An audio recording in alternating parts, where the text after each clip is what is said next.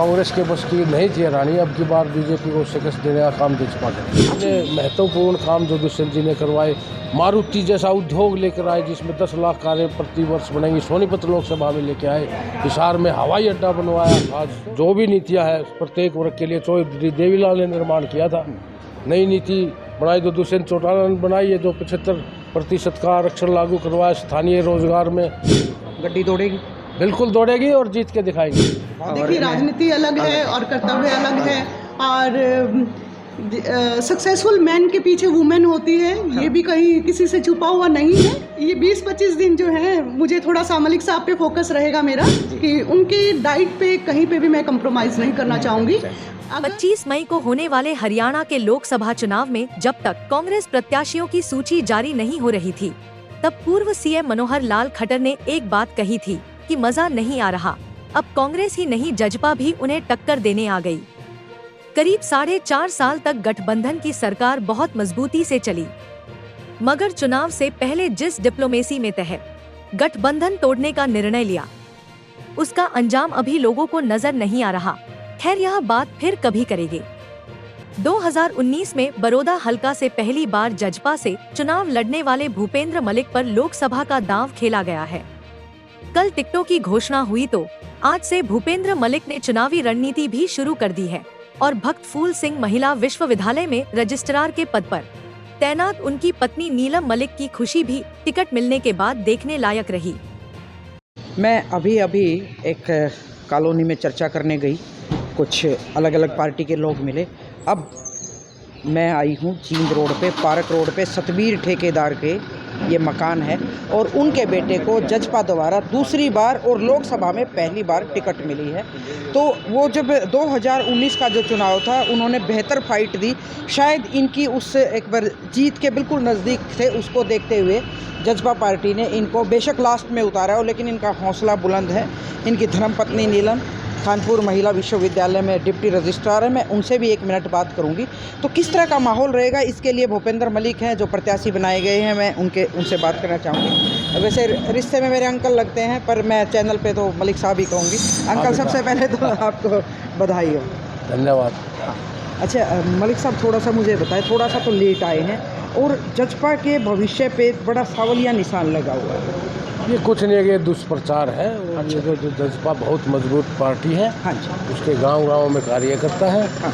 और अब ये जो लोकसभा का चुनाव है, हाँ जी, इसमें बड़ी मजबूती से चुनाव लड़ने जा रही है जननायक जनता पार्टी। 10 की 10 सीटों पर मजबूत प्रत्याशी उतारे हैं और देखना, बीजेपी कांग्रेस के बस की नहीं थी हरानी। अब की बार बीजेपी को शिकस्त देने का काम जजपा करेगी। अच्छा, ये मैं और ज़्यादा लंबी बात नहीं करूँगी, आपका समय भी नहीं लूँगी ज़्यादा।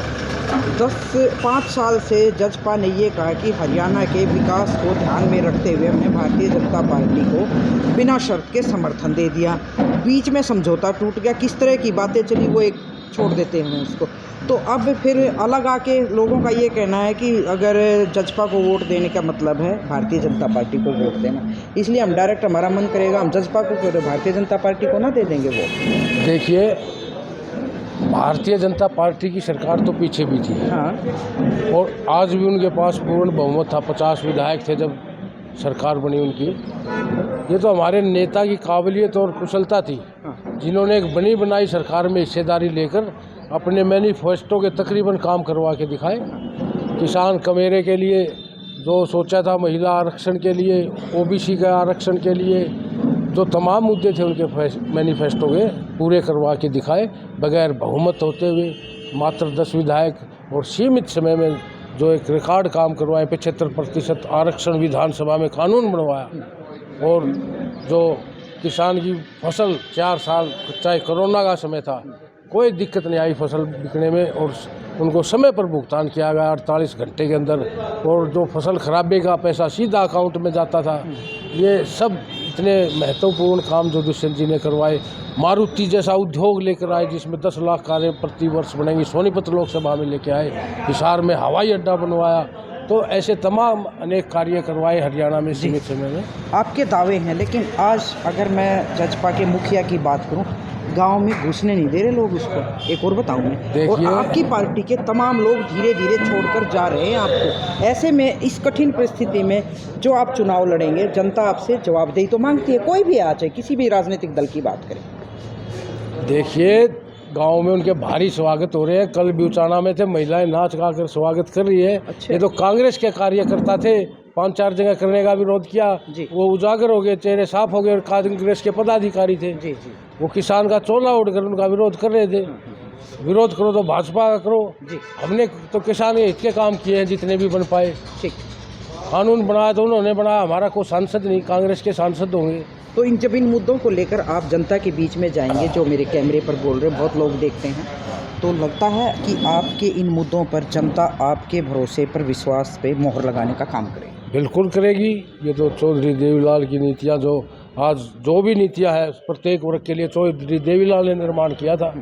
नई नीति बनाई तो दुष्यंत चौटाला ने बनाई है, जो 75% का आरक्षण लागू करवाया स्थानीय रोजगार में, जी निजी क्षेत्र में। तो ये भी उसी का एक परिणाम है। और एक जो चौधरी छोटू राम की सोच थी, किसान को उसकी फसल का पैसा सीधा मिले, बिचौलिए के मार्फत ना मिले, वही करके दिखाया दुष्यंत चौटाला जी ने, जो सीधा उसके खाते में पैसा जाता है। जी। पहले 1-1, 2-2 महीने बाद जाता था, उन्होंने ऐसी व्यवस्था की थी। बिल्कुल। तो ऐसे अनेक काम हैं जिनको लोग आज याद कर रहे हैं। और जैसे आज मंडियों में क्या दुर्गति होगी कि उनके सरकार से बाहर आते ही, आप आज याद कर रहे हैं उनके काम। गड्डी दौड़ेगी, बिल्कुल दौड़ेगी और जीत के दिखाएंगे। बहुत बहुत शुक्रिया मलिक साहब। थोड़ा सा मैं ना, इनकी जो धर्मपत्नी है हमारी चाची नीलम मलिक, वो एक संवैधानिक पद पर हैं, लेकिन पर्दे के पीछे वो किस तरह का काम करती हैं, आज उनसे कि उनकी रसोई में देखती हूँ मैं, और उनके ड्राइंग रूम में, उनको भी एक बार आप अपने कैमरे से दिखाती हैं कि वो कितनी चतुरता से अपनी बात रखते हैं। अभी मलिक साहब से बात की, और मलिक साहब की धर्मपत्नी हैं, रजिस्ट्रार हैं, संवैधानिक पद पर हैं, लेकिन पर्दे के पीछे जो काम करती हैं थोड़ी बहुत, मैंने इनको एक बात देखी, कितने बड़े पद पर हों, अच्छे बड़े घर की बेटी हैं, लेकिन जब भी, क्योंकि पॉलिटिकल परिवार है, इनसे जो लोग मिलने आते हैं अपने हाथ से होक्का भरते हुए और चाय पिलाते हुए मैंने इनको देखा। ये बहुत बड़ी बात है, इनसे भी जानने की कोशिश करूँगी।